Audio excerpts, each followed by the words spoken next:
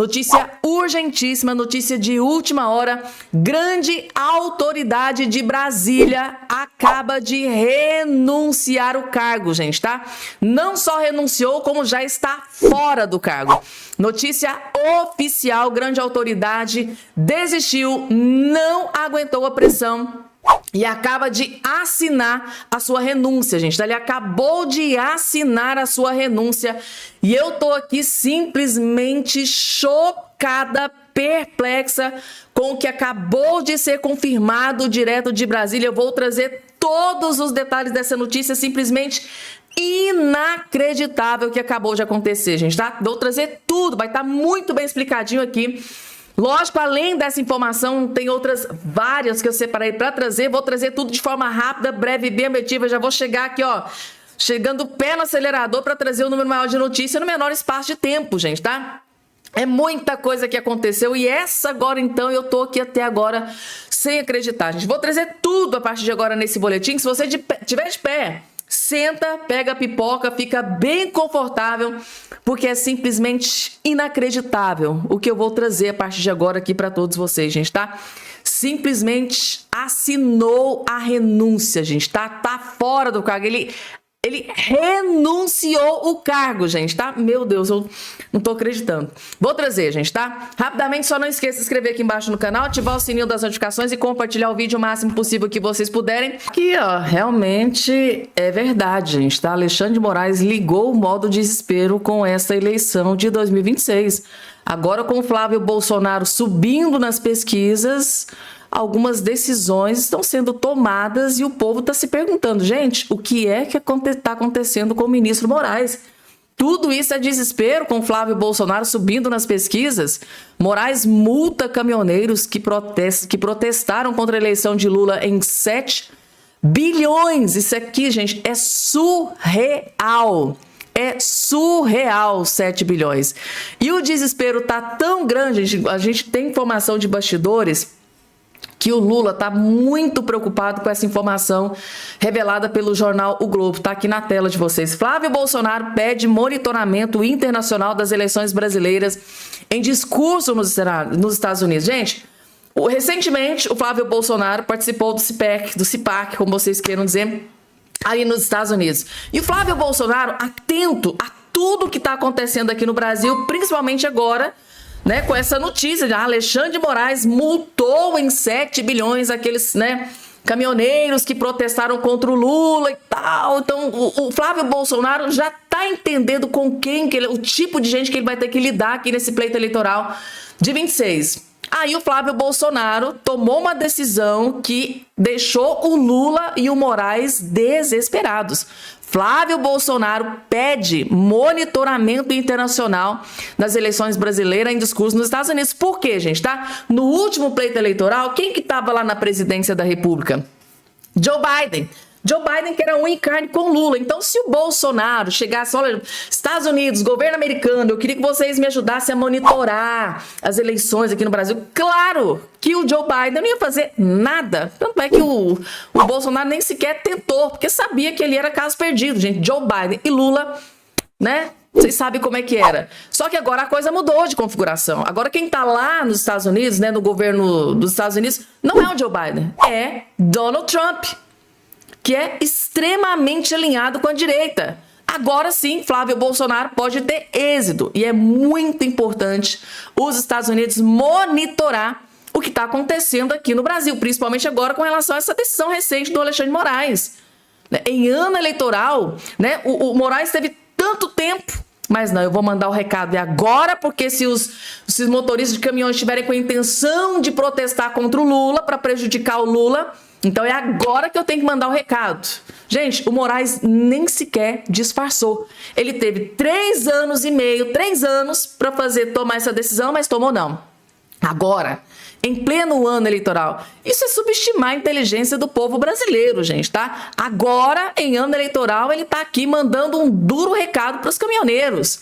Por que será, gente? Para mim, isso é desespero. E o Flávio Bolsonaro tá atento a tudo que está acontecendo e já está acionando o governo americano, o governo Donald Trump.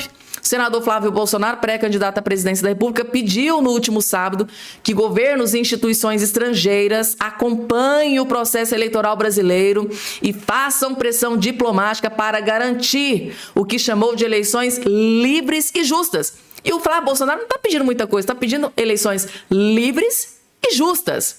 A declaração foi feita durante o discurso da Conferência, né, de Ação Política Conservadora do CIPEC, que foi no Texas que aconteceu. Então tá aqui, ó.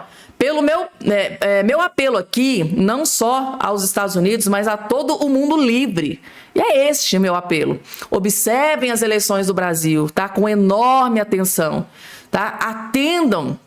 Entendam o nosso processo, monitorem a liberdade de expressão do nosso povo e apliquem pressão diplomática para que nossas instituições funcionem corretamente.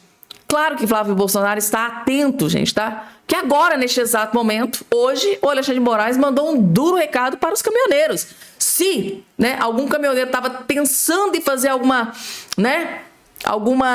ação que prejudicasse o Lula, o recado acabou de ser dado. E uma outra que ficou extremamente furiosa, gente, tá? Com o Flávio Bolsonaro nos Estados Unidos foi a Gleisi. Gleisi está desesperada, gente, tá? Gleisi critica a participação de Flávio Bolsonaro em evento conservador nos Estados Unidos, gente. Eles ligaram o modo desespero. Eles estão vendo que Flávio Bolsonaro não tá para brincadeira, gente. Eles acharam que ia vencer o Flávio Bolsonaro facinho, que ia derrotar ele assim já no primeiro turno, mas o que as pesquisas estão revelando é completamente o contrário e eles ligaram o modo desespero. A ministra, né, Gleisi Hoffmann, criticou a participação do Flávio Bolsonaro, né, e do Eduardo Bolsonaro, irmão dele, no último sábado em evento conservador no Dallas, em Texas, tá? Vandilhões da pátria, alfinetou a ministra. O senador compareceu ao CIPEC, fez ali as suas recomendações. Gleisi se manifestou no perfil do X dela, tá? E acusou os filhos do ex-presidente Bolsonaro de estarem fazendo juras de subserviência a Donald Trump. Ela tá acusando o Flávio Bolsonaro de que no futuro ele vai ser tipo um escravo do Donald Trump. Não tem nada a ver uma coisa dessa. Que desespero, Gleisi Hoffmann, tá? Né? Então ela está fazendo essa acusação, né, contra o Flávio Bolsonaro e tá aqui, gente, tá? E espalhando mentiras sobre o Brasil. Ela está acusando o Flávio Bolsonaro de estar espalhando fake news, mentiras sobre o Brasil, tá? Ela diz o seguinte, ó, eles nem conseguem disfarçar que seu projeto é entregar o país a interesses estrangeiros. Imaginem que o povo brasileiro esqueceu que a família levou o país ao mapa da fome, destruiu nossa economia. Acho que ela está falando aqui do governo Lula, né? Ela deve estar falando do Lula, porque do Bolsonaro, que não é. Meu Deus, que desespero, Gleisi Hoffmann, gente, tá aqui. Gleisi Hoffmann afirmou que Flávio e Eduardo conspiram junto com os Estados Unidos para impor o tarifaço com o Brasil. Que mentira, Gleisi Hoffmann. Né? Tal pai, tal filho, o negócio deles é mentiroso e desafiar a democracia e a justiça. Desespero, gente, tá? A Gleisi Hoffmann ligou o modo desespero. É isso mesmo. E agora, gente, grande autoridade de Brasília acabou de renunciar o cargo, gente, tá? Agora é oficial, inclusive ele até assinou a sua renúncia, gente, tá? Ibanez assina a renúncia e deixa o governo de Brasília para se candidatar ao Senado Federal, gente, tá? Lembrando que a situação do Ibanez não tá das melhores, gente, tá? Porque ele realmente foi dragado para esse escândalo de corrupção do caso Master, tem muito dinheiro aí envolvido e a situação pro Ibanez, que já estava difícil, piorou aí nos últimos dias, tá? Inclusive, se vocês acompanham aqui os vídeos que eu trago para vocês, já tá a par do que tá acontecendo. Ibanez Rocha renunciou ao cargo de governador do Distrito Federal neste último sábado. O MDBista assinou a mensagem de renúncia durante o evento de aniversário de 55 anos de Ceilândia, a maior região administrativa do DF, com quase 300 mil moradores. Ibanez deixa o governo do DF para concorrer ao Senado nas eleições de outubro deste ano. A legislação eleitoral exige a chamada desincompatibilização 6 meses antes do pleito, prazo que se encerra no próximo sábado. Então ele deixa um legado de muito trabalho, dedicado e cuidado com as pessoas que mais precisam, declarou aí a imprensa. né, durante o discurso do aniversário de Cilan, disse que durante os 7 anos e 3 meses de governo fez realizações firmes em todas as áreas de governo. E eu posso, gente, dizer com propriedade, tá? Porque eu sempre acompanho muito o Ibanez Rocha e ele foi um excelente governador, foi um dos melhores governadores do Distrito Federal de Brasília. Mas assim, gente, anos-luz na frente. O que esse homem fez de benfeitoria para Brasília, benefícios sociais, isso aqui, gente, o que ele fez foi sensacional.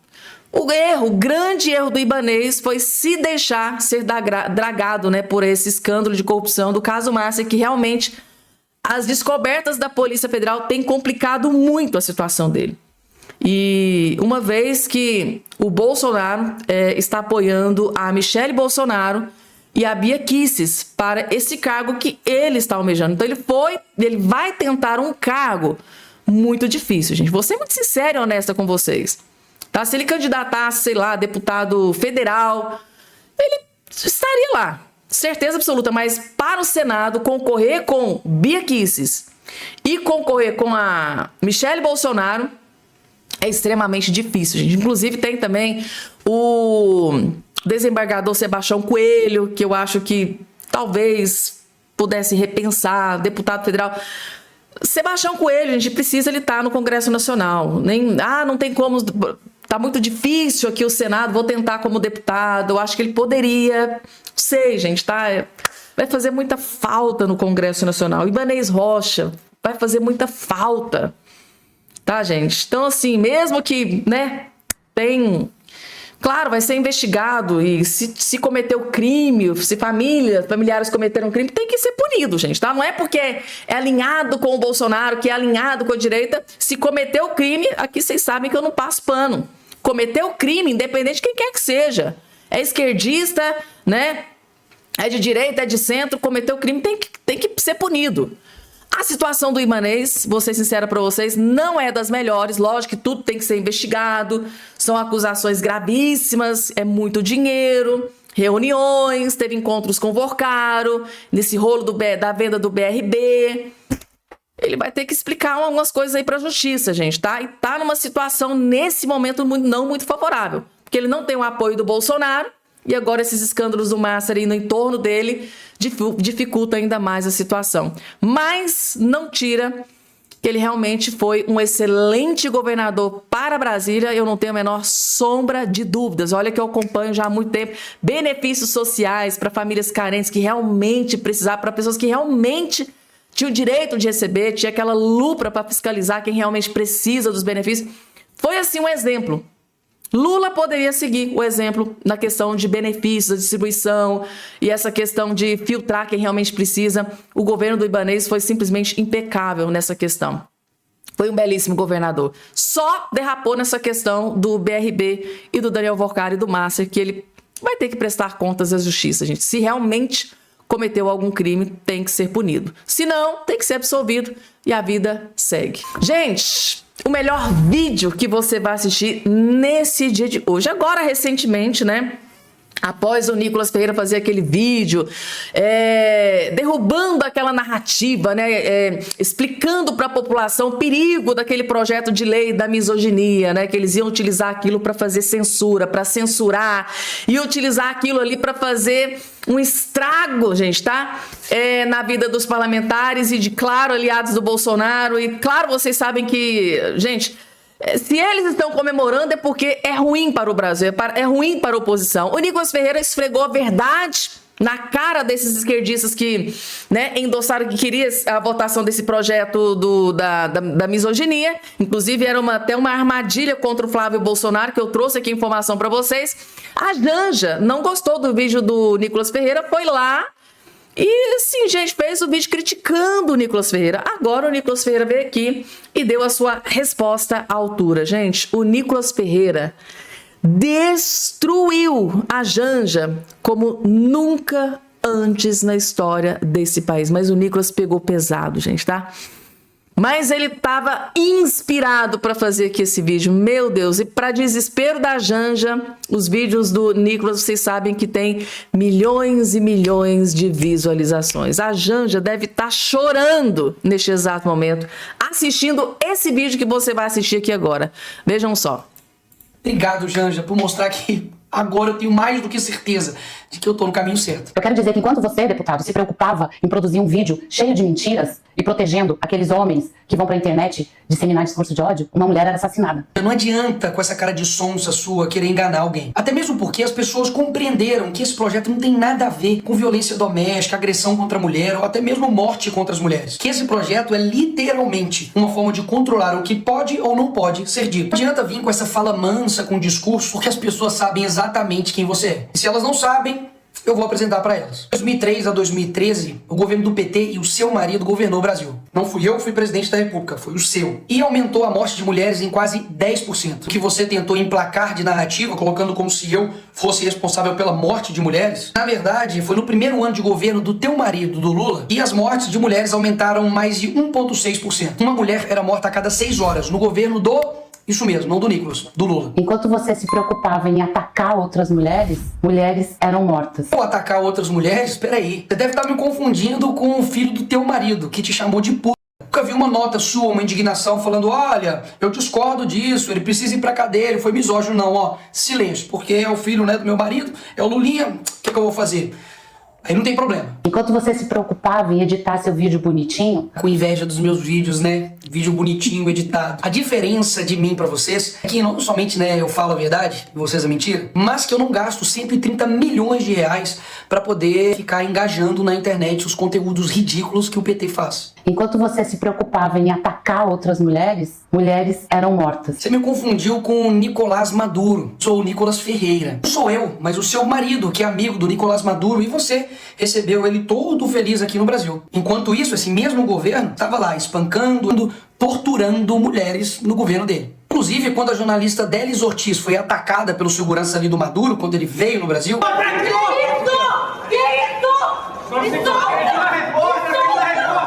Você e o Lula ficaram em silêncio contra uma agressão feita a uma jornalista mulher. É a primeira vez que você ficou em silêncio, né? Até mesmo porque você não lembra do Silvio Almeida, que foi expulso do governo do Lula por ter ali cometido assédio sexual contra outra ministra mulher. E um cara vai cometer um crime no futuro, não dá pra poder prever. Mas sabe o que dá pra fazer após disso? Se manifestar, se posicionar. Foi exatamente isso que você fez, só que o contrário. Você simplesmente se solidarizou com a ministra, mas ficou em silêncio com a atitude do Silvio Almeida. Aí eu te pergunto, ele era ministro do Lula. Se ele fosse ministro do Bolsonaro, você ficaria em silêncio?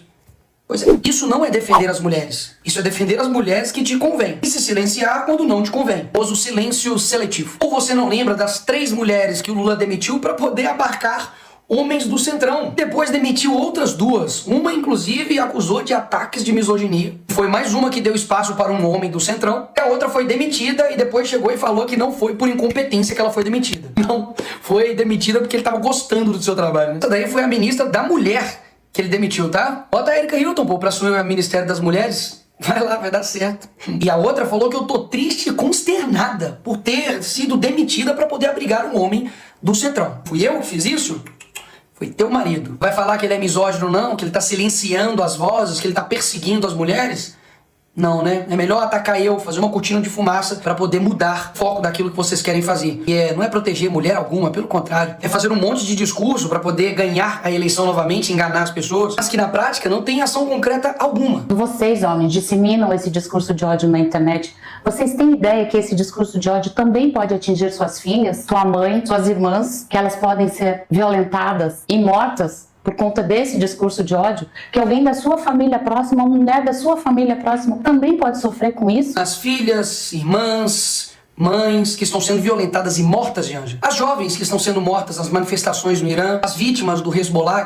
As vítimas dos verdadeiros extremistas islamistas que estão sentados ao lado do vice-presidente do seu marido. E é por isso que não adianta vir com essa fala mansa e essa cara de sonsa, querer aqui colocar como se eu explicar uma lei da misoginia que na verdade não tem nada a ver com agressão contra a mulher, mas que na verdade está querendo fazer um patrulhamento do que pode ou não ser dito, é equiparado à consequência de matar mulheres. E se elas morrem por causa de discurso de ódio meu e de outros da direita, Toma vergonha na sua cara, Janja. Tá todo mundo percebendo que o governo do PT nada mais faz do que piorar a situação das mulheres, ao fechar os olhos para os reais problemas que existem, de não combater os verdadeiros responsáveis e ficar fazendo narrativa para poder ganhar eleitorado. Em vez de você se preocupar em gravar seus vídeos bonitinhos, cheio de edição... Eu acho que você só pode estar querendo me seguir, Janja. Pode me seguir aí, ver meus vídeos bonitinhos, não tem problema não. E de fake news...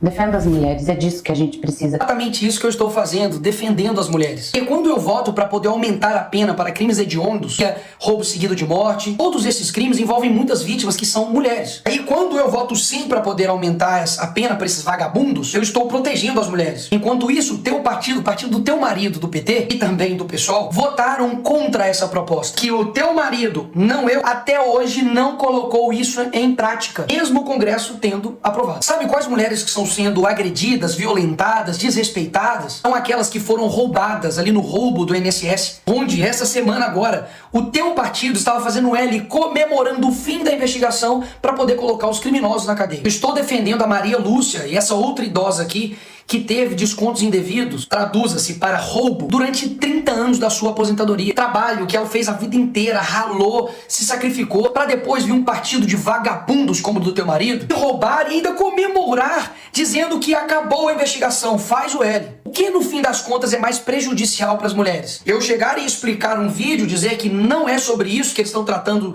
sobre misoginia, ou homens e mulheres e partidos que roubam idosas, incluindo, obviamente, mulheres. Agora, o que coloca mais em risco essas mulheres? Se eu chegar e falar, gente, tô fazendo um vídeo aqui pra explicar que, na verdade, não tem nada a ver essa lei de misoginia, que, na verdade, você vai ser preso se perguntou uma mulher se ela tá de TPM ou não. Ou um partido e deputados do partido PT que acionam o STF pra poder soltar aí criminosos. Qual é a sua indignação, Janja? Cadê o videozinho aí com essa cara de sonsa pra poder falar com as pessoas? Cadê? Vocês querem ficar usando essa palavra misoginia pra poder, na verdade, ficar calando qualquer um que discorde de vocês. É igual, por exemplo, a Simone Tebet, que foi chamada de marionete do Lula, depois falou que o Nunes estava sendo misógino. Na cabeça de vocês, isso é mais pesado do que as 363 mortes de Yanomamis no primeiro ano de governo do Lula, que obviamente ali está incluído mulheres, e que quem comanda essa pasta é uma mulher, Marina Silva, e que vocês fiquem em completo silêncio. Ou seja, crianças Yanomamis, adolescentes morrendo, isso daí não tem tanta atenção nossa. Vamos focar aqui porque a Simone Tebet foi chamada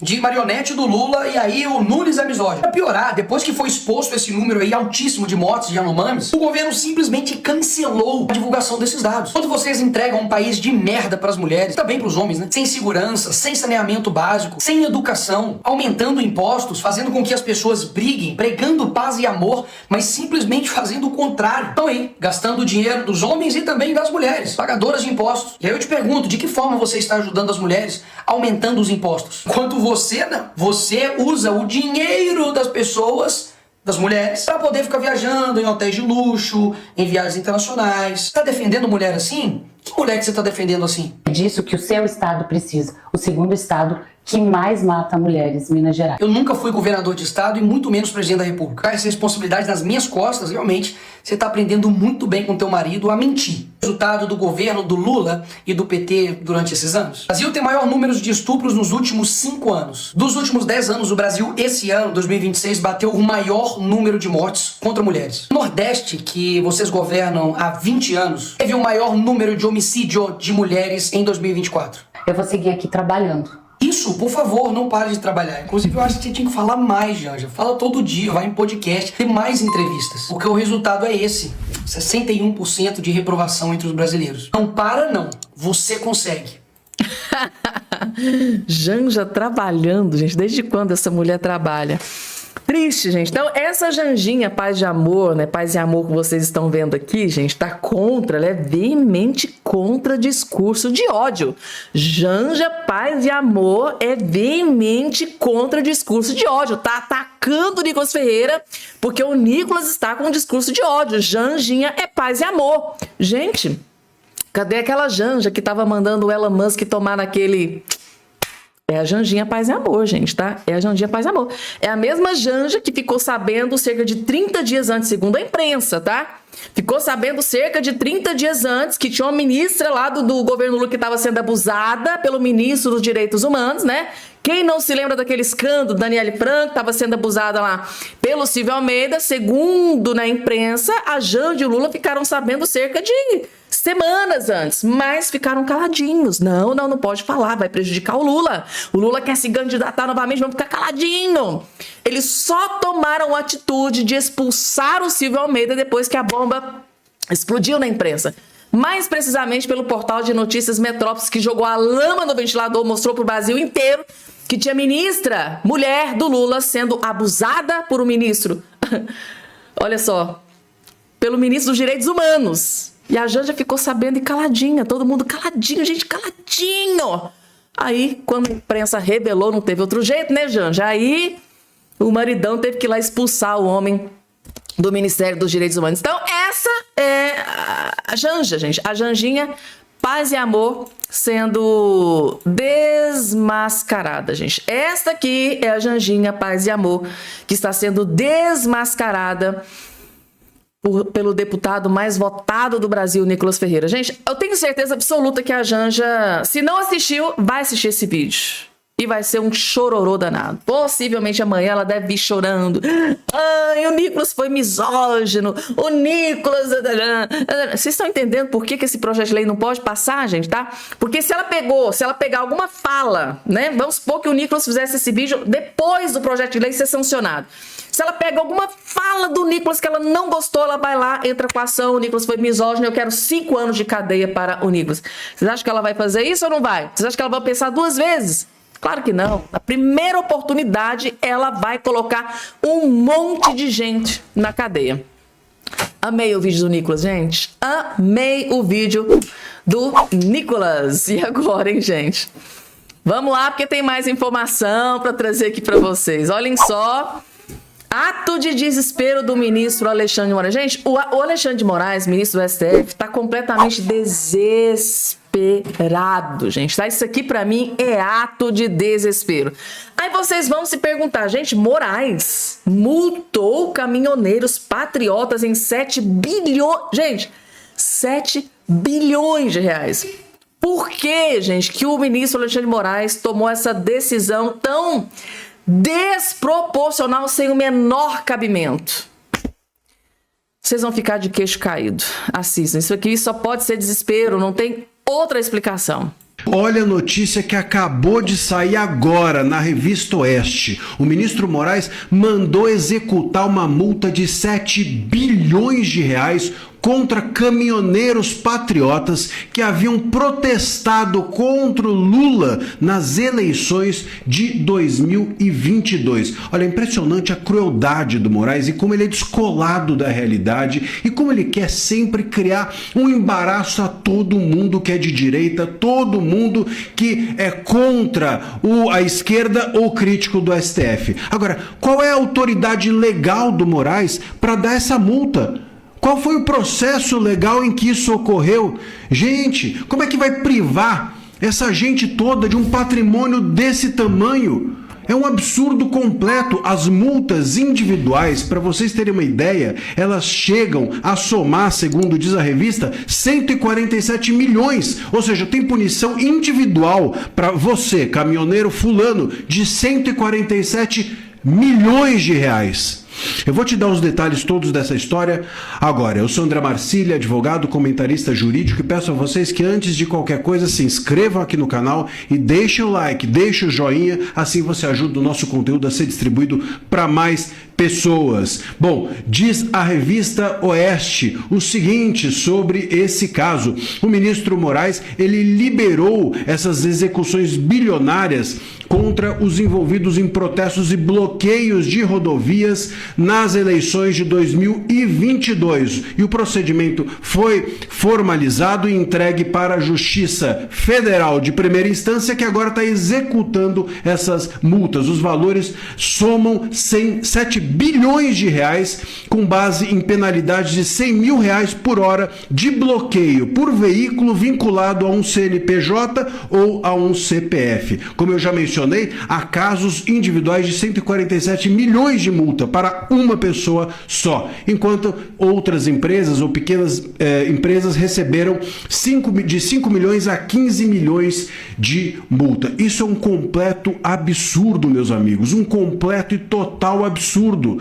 E isso, o que o Moraes tem a ver com isso? O Moraes devia estar lá para proteger o direito constitucional dessa gente de protestar, sobretudo em eleições. O direito de reunião é um direito sagrado e consagrado na nossa Constituição. O direito dessas pessoas protestar, sobretudo nas eleições, é um direito que deveria fazer com que o Moraes defendesse as pessoas, os caminhoneiros, e não simplesmente mandar que eles paguem um valor que obviamente eles não têm. O que o Moraes quer é inviabilizar as manifestações da direita. Essa é a pegadinha.